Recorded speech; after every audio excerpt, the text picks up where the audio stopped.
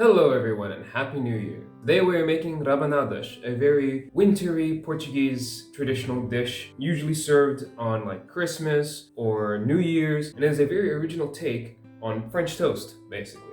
For today's recipe we're going to need 2 eggs, about half a cup of milk, and then some granulated sugar and a pinch of cinnamon to dust it in at the end. As well as any sort of bread that you like. It's like a nice tall loaf bread. I cut it into bite-sized pieces for today. But you can also use penny buns that you slice into rounds. You can use entire slices of toast. Anything, as long as you can soak it in milk and eggs and then fry it, it'll be perfectly fine. So while our oil is heating up, the first thing that we're gonna do is mix up our eggs. Now, I saw a few different recipes on how to make rabanadas. Some of them say mix your eggs and milk together like normal French toast, but the majority of what I saw say to dip them separately, and so that's what we're going to do for today. Now that our oil's all heated up, what we're going to do is first we are going to soak each piece of bread in the milk, first one side then the other, and once it's soaked we're then separately going to dip it in the eggs. And once it has a nice coating of eggs, it's going to go straight in the ripping hot oil.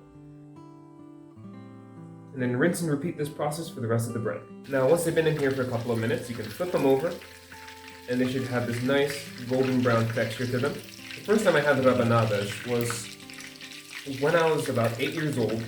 We were visiting Portugal for the first time, and someone was handing out all these like beautiful Christmas dishes. They had like some fried dough, they had like churros, not a churro, but it looked like a churro. They had cake, they had the codfish, which is the main dish here. And then they handed me this, and they went, oh well, it's French toast, sure.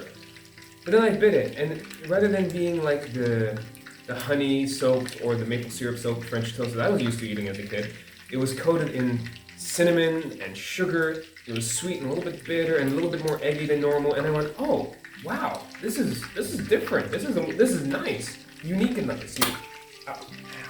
It's not strange to me. I know what this is, but yet it tastes better than what I remember. Once our rabanadas are all nice and toasted, we're going to take them out of the oil. You don't want to let them cool down for too long, because before they dry up, we want to dip them into granulated sugar that has been mixed with a few pinches of cinnamon. You can do this with your hands if they're a bit cooler. If not, you can use something like a pair of tongs. You're going to dip them one side into the sugar, pick them up, flip them over, dip the other side, shake off some of the excess, and then put them onto a plate. And there you have it. Portuguese rabanadas. Let's get one, take a bite. It's soft and chewy on the inside, crispy on the outside. It's sweet with that strong cinnamon taste. You've got the richness of the eggs. It tastes like French toast, but it tastes different from French toast in all the right ways. This is one of my favorite Portuguese dishes, and I wish all of you a Happy New Year and a beautiful day. Thank you for being with us.